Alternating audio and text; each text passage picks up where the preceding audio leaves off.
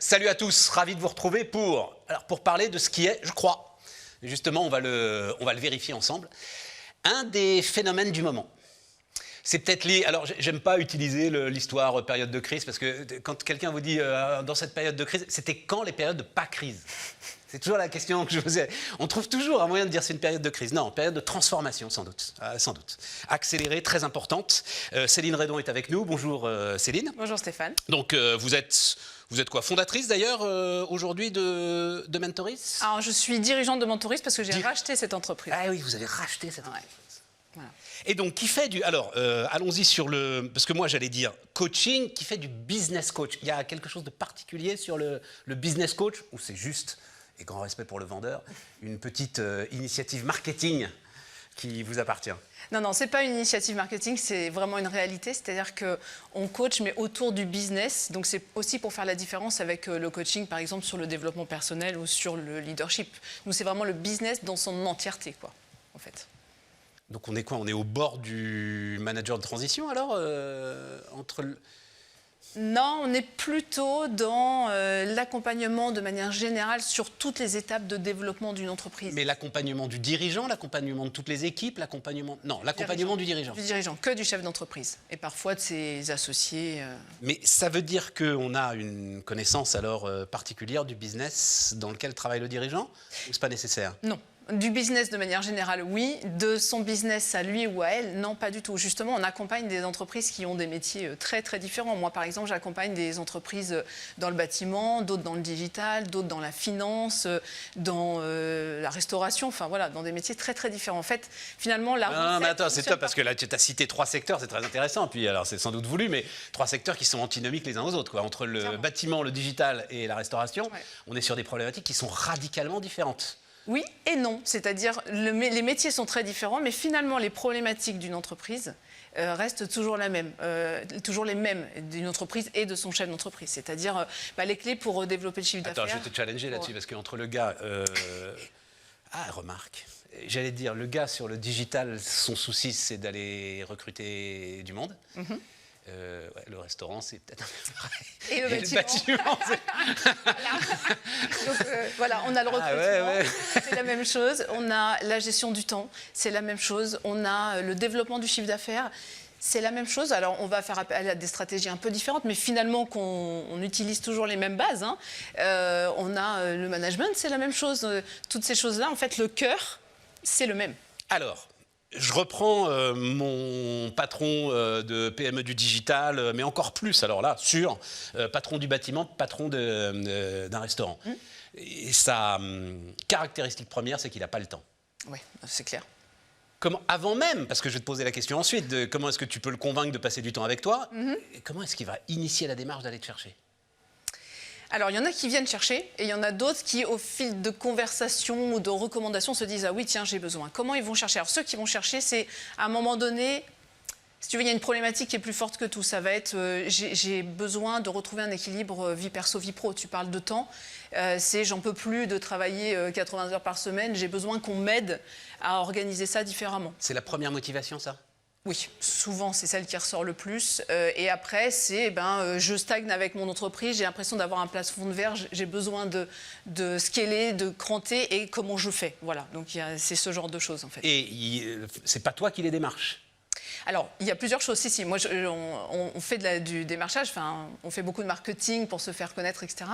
Mais il y a aussi beaucoup du réseau, en fait, et de la recommandation client. Et voilà, donc c'est beaucoup ce genre de choses aussi. Bouche à oreille. Enfin, je les connais quand même, ces patrons-là.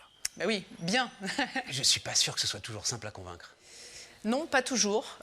Effectivement, il y a par moment, il faut juste avoir un déclic dans une conversation. Tu vois, on va dire un mot où on va faire appel à un enjeu, une problématique qui va faire que tac, il va y avoir le déclic. Donc ça dépend de la maturité en fait du chef d'entreprise et ça dépend où il en est dans sa réflexion. Et parfois, on va discuter avec des chefs d'entreprise à un moment donné dans un réseau, par exemple une soirée networking, et puis il va rien se passer pendant 6 mois, 9 mois, 1 an, et puis après il va rappeler en disant ça y est, je suis prêt. Tu as planté la petite graine. Voilà. Taille d'entreprise auquel tu t'adresses? Je veux dire, toute taille d'entreprise Alors, moi, ce que j'aime bien dans mon positionnement, c'est plutôt les TPE, PME jusqu'à 50 salariés. J'adore. Pourquoi? Parce qu'en fait, c'est typiquement le profil du chef d'entreprise qui a toutes les casquettes, qui va devoir être en même temps dirigeant, en même temps DRH, DAF, directeur commercial, etc. Et ça, j'adore parce que là, on a plein de choses à faire. On dit que le seuil, c'est 60 salariés. Tu es d'accord avec ça? Oui, je suis d'accord. Voilà. C'est ça. En dessous de 60 salariés, tu essayes de tout faire toi-même. Au-dessus de 60, de toute façon, c'est plus possible. Voilà. Donc là, tu te staffes, tu prends quelqu'un pour la RH notamment, etc. Voilà. Et donc, Qui pour la finance est sans doute arrivé avant, mais celui pour la RH, il vient autour de 60 salariés, c'est ça? C'est ça, exactement. Et moi, ce que j'aime bien, c'est le avant, justement, où tu as plein de choses à faire. Il faut encore plus prioriser. Et il y a beaucoup de stratégies à travailler. Et donc, il y a tout à faire et j'adore. Est-ce que le seul vrai conseil à donner à ces gens-là, c'est pas embauche quelqu'un qui va travailler à tes côtés et à qui il va falloir que tu délègues? Si, et c'est d'ailleurs dans les premières choses sur lesquelles on travaille, il y a ça. Oui, voilà, c'est ça. Évidemment. La capacité à déléguer, accepter de déléguer. Accepter de déléguer. Et accepter que tu n'es pas le seul, en fait, à tout savoir et à tout savoir faire. Voilà. Et dans accepter de déléguer, ça veut dire, il va peut-être faire des choses qui, toi, vont te sembler pas les bonnes choses à faire.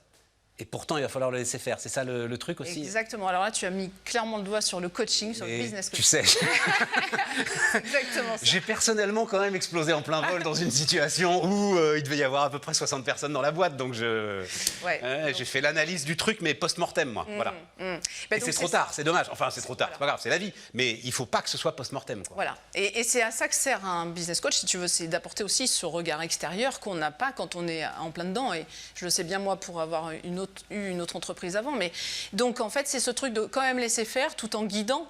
Donc, c'est ça qui est un petit peu subtil. Mais en tout cas, de ne jamais dire, en tout cas dans notre posture de business coach, de ne jamais dire au chef d'entreprise, là, c'est pas bon, ou c'est ça que tu dois faire, fais pas ci, fais pas ça. C'est, en fait, dans l'entraînement que l'on leur apporte et dans les questions qu'on leur pose, en fait, c'est qu'ils arrivent à trouver le bon chemin. Je disais en commençant qu'il se passe quelque chose de ce côté-là. Même, en fait, je le dis d'un mot, mais sur les très très grosses structures, à ce moment-là, on appelle ça du conseil, mais finalement, c'est un peu ton métier. Il va y avoir une date importante. Je crois que ça va être une date importante, la scission de l'énorme cabinet EY, avec l'audit d'un côté, le conseil d'un autre côté, qui va tout à coup là, mettre en lumière cette activité conseil, accessoirement d'ailleurs lui donner une valeur, ce que l'ensemble du secteur attend énormément. C'est lié à quoi? C'est lié aux transformations, parce qu'on parle de techno quand même, aux transformations du rapport au travail, de la techno qui est en train de nous bouleverser tous. Oui, il y a beaucoup de choses et effectivement, alors c'est intéressant parce que ce qui se passe aujourd'hui, c'est que toutes les entreprises doivent s'adapter et tous les dirigeants et les managers doivent s'adapter à ce qui se passe aujourd'hui. Effectivement, c'est une vraie transformation, mais de tout, c'est-à-dire économique, écologique, sociétale. Et puis, il y a un gros sujet quand même, quand on parle sociétal, c'est aussi le rapport au travail dont tu parles et le fait qu'aujourd'hui, les collaborateurs attendent complètement autre chose que ce qu'ils attendaient, même il y a encore 2-3 ans avant le Covid. Donc, il faut s'adapter à tout ça. C'est complexe d'être chef d'entreprise, encore plus aujourd'hui qu'hier, je trouve. Je te le confirme, parce qu'en plus, ils attendent autre chose, mais eux-mêmes ne savent pas vraiment ce qu'ils attendent. Voilà. Et on va au bout. Dernier mot, parce que je ne connaissais pas. Donc, en fait, tu appartiens à un réseau de franchise mondial. Oui. C'est ça qui s'appelle Action Coach. C'est ça. Action Coach. Oui, ouais. Tu me dis un mot là-dessus? Bien sûr. Alors, Action Coach, en fait, c'est une franchise internationale qui existe depuis 30 ans. Donc, tu parlais tout à l'heure en introduction du fait qu'on est on est un petit peu dans le côté mode du coaching. Et en fait, ça a été créé bien avant la mode du coaching. Oui, je comprends. Voilà, bien avant le business coaching. Donc, à Brisbane, en Australie. Oui, c'est ça. N'allez pas à Brisbane, en Australie. Voilà, j'adore l'Australie, mais Brisbane, bof.